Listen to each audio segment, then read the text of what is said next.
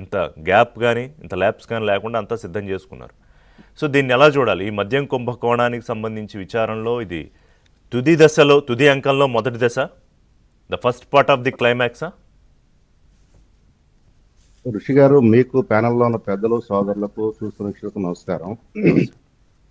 నేరం చేసినప్పుడు దొరికిపోయిన తర్వాత నేరస్తుడు పోలీసుల దగ్గర కానీ కోర్టుల దగ్గర కానీ చివరికి శిక్ష చేసేటప్పుడు కానీ నేను చాలా అమాయకుండండి, నన్ను అనవసరంగా ఈ కేసు ఇచ్చారండి, నాకు ఏ నేరము ఏ పాపమో తెలియదండి, నా అంత ఉత్తముడు ఈ భారతదేశంలో ఎవరు ఉండరండి అనే చెప్తాడు. కానీ అక్కడ ఉన్న ఆధారాలు సాక్ష్యాలు బట్టి కోర్టు వారు నిర్ణయిస్తారు. కాబట్టి మిథున్ రెడ్డి చెప్పాడంటే మనం పెద్ద పట్టించుకోకర్లా, ఎందుకంటే ఆ రోజు జగన్ రెడ్డి కూడా ఇట్లానే చెప్పాడు. అయితే కొంత నేను ఏ నేరమో చేయలేదు జగన్ రెడ్డి ఈ రోజు కూడా అంటలేరు. ఈ సిబిఐ ఈడీ కేసుల్లో అన్యాయంగా ఇరికించారు, అక్రమంగా ఇరికించారు, రాజకీయంగా ఇరికించారు. అసలు నేను రాజకీయంగా ఇరికించాల్సిన అవసరం నువ్వు నేరం అనేది చేయకపోతే కోర్టులో ఈ పాటికి హైకోర్టు సుప్రీంకోర్టు నేను కన్సిడర్ చేసేది రాజకీయంగా కక్షలతో కనుక చేసినట్లయితే. ఎందుకంటే వాళ్ళు ప్రైమరీ ఎవిడెన్స్ చూస్తారు బెయిల్ స్టేజ్ లో, అక్కడ ప్రైమరీ ఎవిడెన్స్ అనేది కనపడింది. దిగువ హైకోర్టులోనూ ఉన్నత న్యాయస్థానం అయిన సుప్రీంకోర్టులోనూ కనపడింది కాబట్టి నీకు బెయిల్ రాలేదు, యాంటిసిపేటరీ. ఇకపోతే ఇతను రిమాండ్ అనేది పెట్టిన తర్వాత ఆటోమేటిక్ గా అక్కడి నుంచి బెయిల్ వేసుకునే అవకాశాలు వస్తాయి. ఇతను రిమాండ్ మట్టికి ఆటోమేటిక్ గా జరుగుతుంది, ఎందుకంటే 409 అనే సెక్షన్ ఉంది. ఈ 409 ఉండటం వల్ల ఏంటంటే 10 years అట్లా ఉంటుంది పనిష్మెంట్. అబౌవ్ 7 years పనిష్మెంట్ ఉంటే ఆర్నేష్ కుమార్ తీర్పు అప్లై అవ్వదు. కాబట్టి వీళ్ళు ఖచ్చితంగా రిమాండ్ తీసుకుంటారు, రిమాండ్ లోకి వెళతారు. ఆ తర్వాత నుంచి కథా కమామిషి మామూలుగా నడుస్తుంటది. అయితే charge sheet, preliminary charge sheet వేశారనేది చెప్తున్నారు. ప్రిలిమినరీ ఛార్జ్ షీట్ లో నాకు తెలిసి అప్పుడే అందరి పాత్ర గురించి కూడా చెప్పరండి ఇప్పుడు. ఓకే, బేసికల్ గా ఏం జరిగింది, ఈ కుంభకోణం స్థాయి ఎంత, తీవ్రత ఎంత, ఇందులో ముద్దాయిలు ఎవరెవరు అని చెప్తారు తప్ప ముద్దాయిల పాత్ర ఏంటనేది బట్టి చెప్పరు అప్పుడే నాకు తెలిసి. అది ఫైనల్ ఛార్జ్ షీట్ లో చెప్తారు నాకు తెలిసి. ఎందుకంటే అది ఇప్పుడే చెబితే వీళ్ళకి బెయిల్ అవకాశాలు ఎక్కువగా ఉంటాయి.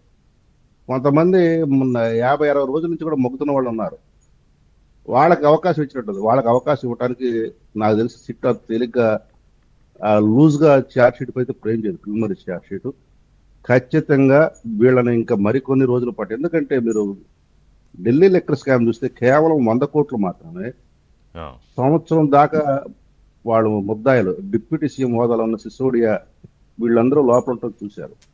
సీఎం హోదాలో ఉన్న వ్యక్తి కూడాను నెలల తరబడి ఉండటం చూశారు. అవును, కాబట్టి అంత తేలిగ్గా రాదు. దానికి 100 రెట్లు పెద్దది స్కామ్. ఆ తీవ్రత గమనించింది కాబట్టి సుప్రీంకోర్టు కానీ వీళ్ళలో ఎవరికి కూడాను యాంటిసిపేటరీ బెయిల్స్ ఇవ్వడానికి ఇష్టపడదు. కానీ మా కూటమి ప్రభుత్వం రాజ్యాంగబద్ధంగాను చట్టబద్ధంగా పోతానన్నది వాళ్ళందరికీ కోర్టులు అప్రోచ్ అయ్యే అవకాశం ఇచ్చింది. వెంటనే తీసుకొచ్చి అరెస్ట్ చేయాలి. ఆ రోజు చంద్రబాబు నాయుడు గారు అరెస్ట్ చేసినట్లుగా వాళ్ళకి అన్ని అవకాశాలు ఇచ్చింది. కోర్టులు తిరస్కరించిన తర్వాతే ఇక్కడ ముడి బిగించింది. అన్ని అవకాశాలు ఇచ్చింది, అన్ని అవకాశాలు అతను ఇక అందం అనుకున్న తర్వాత అతను ఇన్ఎవిటబుల్ గా అంటే చచ్చినట్లు రావాల్సి వచ్చింది. సిట్టు ముందుకి రావటం, అరెస్ట్ అవటం. వాళ్ళు ఏమంటారంటే లొంగిపోయాడు మా ఓడిచ్చి అంటారు. లొంగిపోవడం కాదు, దారి తెన్ను లేక అంతేనండి. అన్ని ప్రయత్నాలు చేశాడు, విజయవాడ కోర్టు నుంచి సుప్రీం కోర్టు దాకా అన్ని ప్రయత్నాలు చేశాడుగా. అవునండి, అన్ని చేశాడు కాబట్టి అన్ని దారులు మూసుకుపోయినట్టు కాబట్టి ఇతను వచ్చి ఇక్కడ హాజరయ్యాడు. హాజరు కాకపోతే ఇంకా అవమానకరంగా ఉండేది అతని పరిస్థితి. ఇప్పుడు ఇక నెక్స్ట్ స్టేజ్ అదొక్కటే మిగిలింది. అంటే 90% ఇన్వెస్టిగేషన్ కంప్లీట్ అయింది. ఆ 10% పాత్ర, ఆ 10% వ్యక్తి యొక్క సంబంధించిన 90% పాత్ర ఉంటుంది ఈ కేసులో. అది ఇప్పుడు తెలాల్సిన అవసరం ఉంది. నాకు తెలిసి నేను విజయసాయిరెడ్డి అతను ఎన్ని పాపాలు చేసినా, ఎన్ని నేరాలు ఘోరాలు చేసినా, ఈ కేసు స్వరూపం మారటానికి, ఈ కేసులో ఈ వివరాలన్నీ బయటికి రావటానికి అతను ఇచ్చిన లీకే ఈ రోజు ఈ కేసు ఈ కంక్లూజన్ రావటం.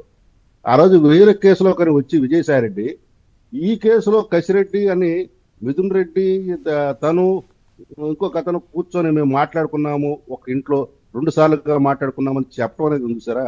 అసలు ఈ కేసులో ఎవరు విధానం నిర్ణయం చేయాల్సింది? ఎక్సైజ్ శాఖ మంత్రి. ఎక్సైజ్ శాఖ కార్యదర్శి ఐఏఎస్ ఆఫీసరు లేదా వారితో నియమించబడిన ఒక ఎక్స్పర్ట్ కమిటీ ఇవన్నీ నిర్ణయాలు తీసుకున్న తర్వాత ముఖ్యమంత్రి దానికి గో హెడ్ ఇవ్వాలి. ఉమ్, ఆయన చెప్పిన తర్వాత చీఫ్ సెక్రటరీ దానికి సంబంధించిన ఉత్తర్వులు ఇవ్వమని చెప్తారు. అవును. కానీ ఇక్కడ వీళ్ళ పాత్ర ఏది లేదు, ఎవరి పాత్ర లేదు. కానీ ముఖ్యమంత్రి కనుసనల్లో జరిగిందంటానికి ముఖ్యమంత్రి చుట్టూ ఉన్న వ్యక్తులు ఇందులో ప్రధాన ముద్దాలు కాబట్టి ఆ రోజు ముఖ్యమంత్రి. కాబట్టి ఈ కేసు స్వరూపం ఈ లాస్ట్ టైం జగన్ రెడ్డి వాళ్ళ తండ్రి ఉన్నప్పుడు ఐఏఎస్ ఆఫీసర్లు జైల్లో పంపించాడు. ఈసారి ఐపీఎస్లతో పాటు తన బంధువర్గాన్ని కూడా తీసుకెళ్తున్నాడు. అంటే రాచపీరుగా తను పోయేటప్పుడు ఒక్కటే పోదు, మీ అందరినీ కలుపుకొని వెళ్ళొద్దనటానికి ఇది ఒక ప్రత్యక్ష ఉదాహరణ. అంటే పెద్దలు జైలుకి కూడా గట్టిగా మంది మార్బలం ఉండాలి. అక్కడ కంపెనీ ఉండాలి పాపం మనోడికి. రైట్. శ్రీనివాసరావు గారు.